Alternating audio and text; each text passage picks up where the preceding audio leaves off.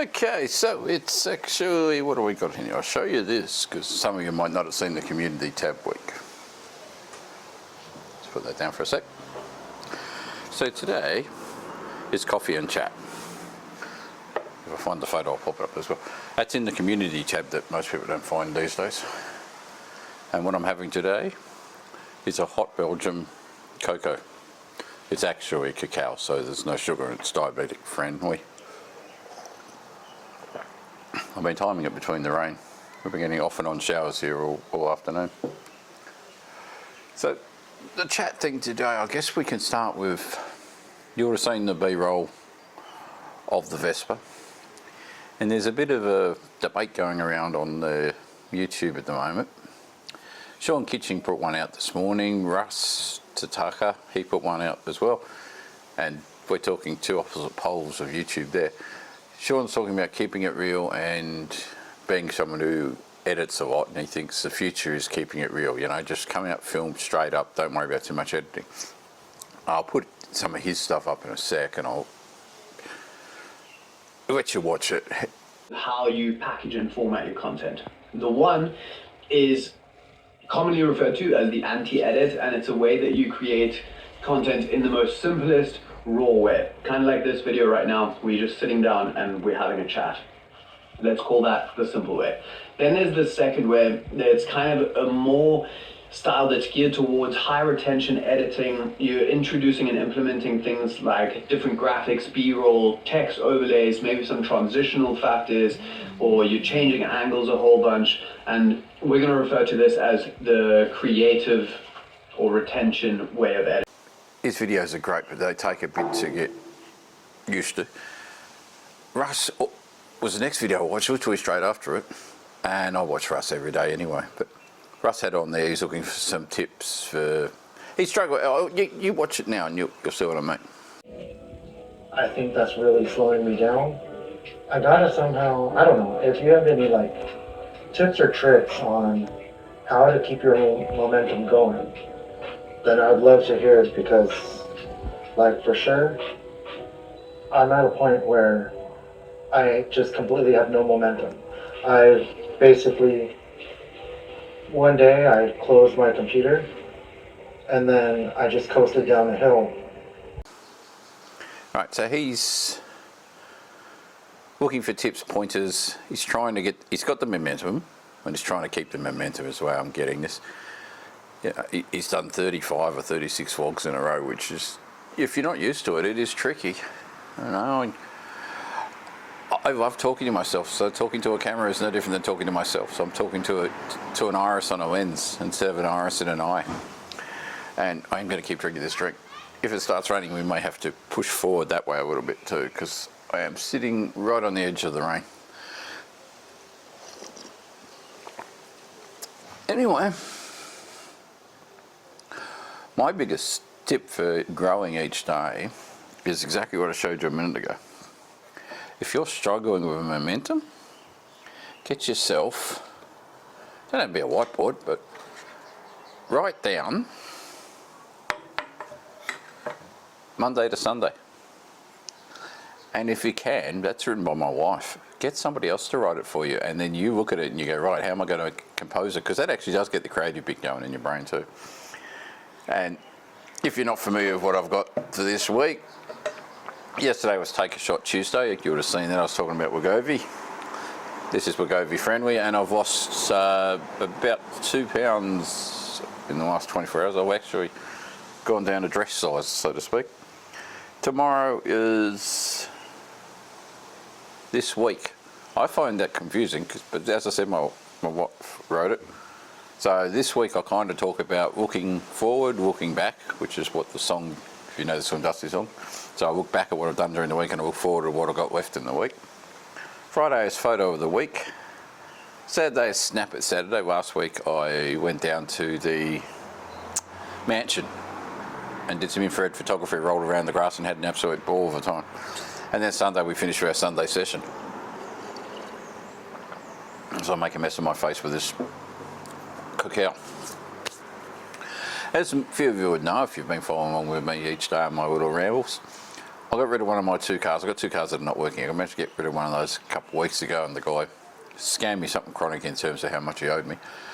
But in that car, I had this phone sitting in there. That's an Oppo Reno Z, or Z, depending on which part of the universe you come from. And it's from 2019. I got it new back then. I replaced it in 2022, roughly 22, with my Google Pixel 7 Pro.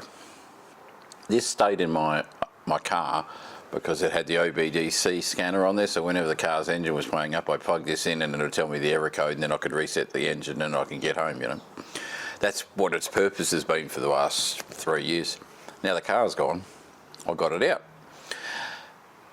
If you've seen a few videos or BBC News, if you watch that, Sky News UK, if you watch that, there's an epidemic in London in particular, and I think it's also in the United States, in New York, of people walking around on their phones and people going by on scooters and snatching their phones. That phone does not hook up to anything. It hooks up to my Wi-Fi and it Bluetooths to my mobile phone. But I can use this phone to make videos. It's got a better 4K camera in it and a better 4K video quality than the Pixel phone. So if I want to do vlogs in town, or like you've seen the B-roll today, the B-roll was me unloading this Vespa here. That was made with this phone. In other words, this has cost me nearly $1,000 when I got it. You can buy it for $100 now on eBay. So if I'm carrying this around with me and someone snatches it off me, I've lost nothing. It doesn't have my bank details, it doesn't have my personal details, there's nothing on it. It is basically a mobile phone camera. So I might feel a little bit more confident at using my gimbal. I've got a gimbal in there that I brought for it, but I was nervous using that because, you know, I'm holding up a couple of $1,000 camera that's got all my bank details, my home address, you know, my workplace, everything down to my medical history, all on that one phone. And I'm holding it out in front of me in a public space with 5 million people walking around me, you know, in the city of Melbourne. And I thought, I stopped doing that a little while ago when I started reading these or seeing these stories from London and all this crime they got there of people snatching their phones. And I know a few street photographers in Melbourne have had their cameras snatched. So you don't wear your camera on a neck strap anymore, you carry it in your wrist just to be safe. But we got rain coming over there too. So I'm going to get more into using that. It's really weird, and it's really hard. I don't know how many of you change your phones very often. I try to change my phone once every 3 to 5 years. I don't change them. You know, I had this one for 3 years. The one I got now was for 3 years, and I'm still using it. I'm not going to get rid of it. But I'm not one of these people that has to buy, you know. The Pocket 1 come out, then the Pocket 2 come out, Pocket 3 come out, and now they're working on the 4. I don't buy one every 12 months. You know, the cameras are just about as bad. Nikon's brought out a new camera today, you know, another one of these entry-level cinematic cameras, $3,500, because that's what the average YouTube shooter's carrying, isn't it? You know, surely to God they got to understand that people who are making cinematic videos at the moment are using the EOS M that they can pick up for $200 on eBay, and they don't need to go and spend $3,500. Not bagging Nikon, we're filming on the Nikon ZFC in 4K mode. Don't quote me, but I think it's a 28mm lens. As I said yesterday, I don't own that camera. It's my wife's camera, but she hasn't used it in 3 years. And I don't know what I'm doing on this phone. Go back here, go here, camera. Right, so the video mode's on this. It's got filters that you can set up. It's got facial tracking. It's got everything actually that camera's got up there. It's got everything that you need on it. You know, we'll get the filters going all the way up here. I set it in pure before, and pure just puts a little vignette around it. So the B roll that was at the start is of pure. But that's my point to Russ. You don't need to be using your Action 4, your Action 5, whatever you've got. If you're sitting down and talking, if you've got a Sony camera for sure, you know, ask JD. The Sonys are great little vlogging cameras, but whatever camera, your mirrorless or DSLR you've got, use that at home. There's just more advantage to it. And Russ was struggling today trying to get the low light to work, the low light not to work. I know a lot of people love the action cameras, but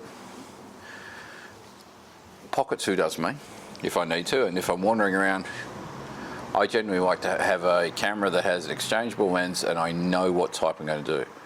I'm sitting out here now, 28mm with a crop factor that makes it about 40. That keeps me reasonably about a metre closer to you than what I need to be.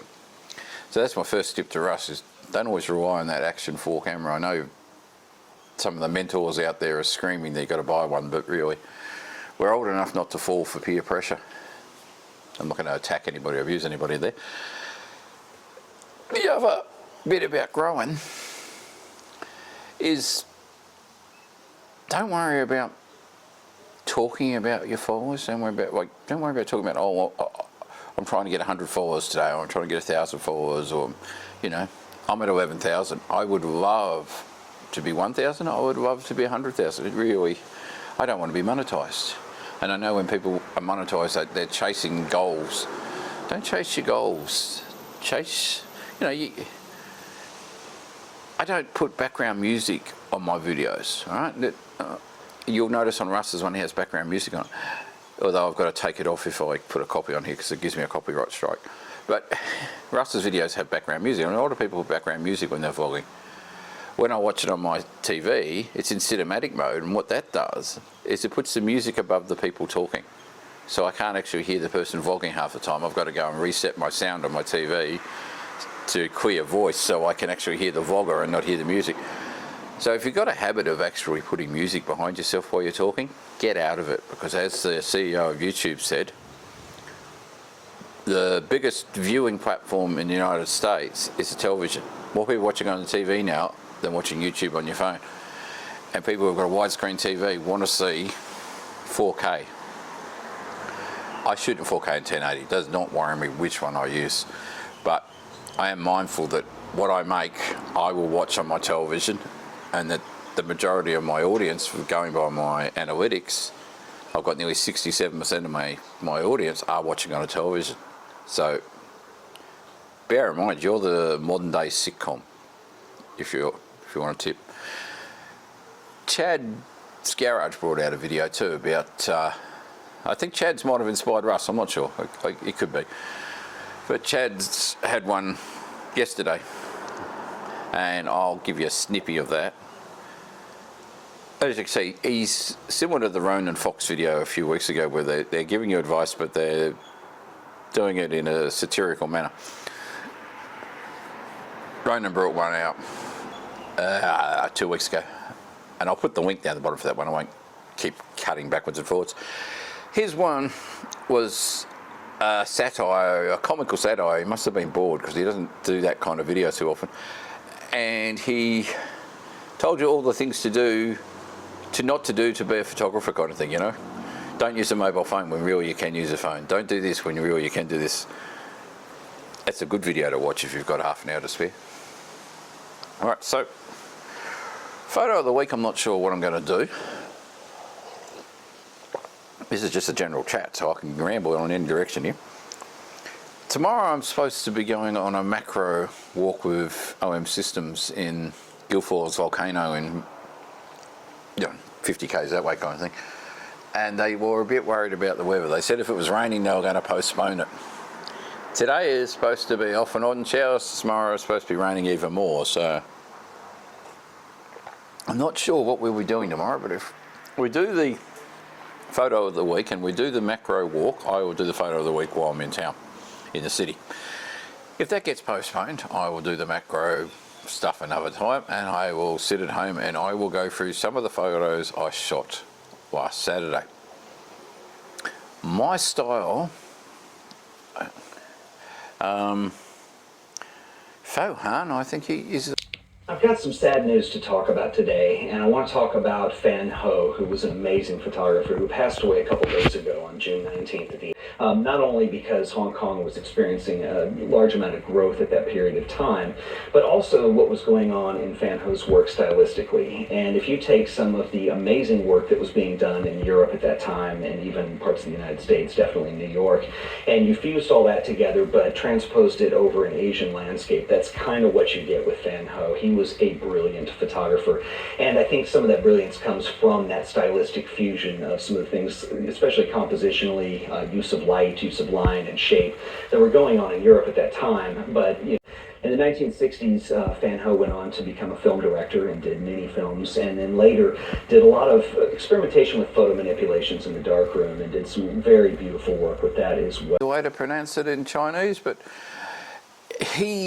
I'll put up a link for his videos. He died 9 years ago. He was a street photographer at the same time my father was a street photographer. Both did it in Hong Kong. My father was in the military and he was basically a student in Hong Kong.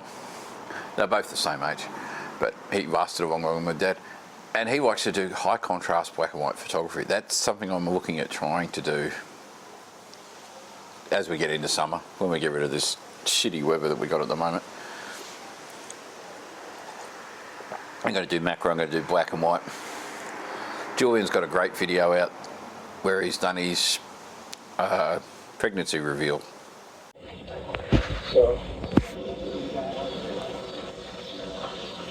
yeah, like we're just like the three of us are Just walking. walking or Yeah. Have like a reveal, so like it depends on, we can do close-up shots of that. I can change the lens because I brought an 85 as well, so I can get that. But all the B-roll I can get like after we do all you guys, because I don't want you guys to let us like sweating on anything. And he's got great cinematography skills. And I think he's shooting on a Sony. Sony make good video cameras. I think the average photographer will agree they make average photography cameras. Canon seem to have the best colour science, and Nikon are fine behind them. And even though I shoot a lot of Pentax, Pentax are probably further back than Sony. Sony's great though for video, and I may start vlogging with a Sony. We've got a Sony ZV something or other sitting in there as well. The one, I think it is. Alright, I'm going to call it quits because I'm starting to get a bit brain strained and I'm getting a bit of thunder over there, so we might get wet. Main thing is, talk to people, chat to people. If you are trying to vlog every day and you need the best tip, do a schedule. So you've got 7 days to think about it. You know, don't write a script because that's just going to get you up the poop. Don't necessarily listen to what other people say, so you don't have to listen to what I say, but don't necessarily listen to what everybody else says. What you hear, if it sits well with you and you feel comfortable with it, do it. You know, if somebody's trying to tell you you've got to change your ways completely and it doesn't feel right, don't do it. Because the niche is going to be you're going to be the brand, and you're going to be what people are tuning in to watch. You know, they would say, I've got to get out of the rain, I've got to put this Vespa under cover a bit more, take my stuff inside and turn the camera off. So ciao people, stay safe, have fun, chat to you tomorrow.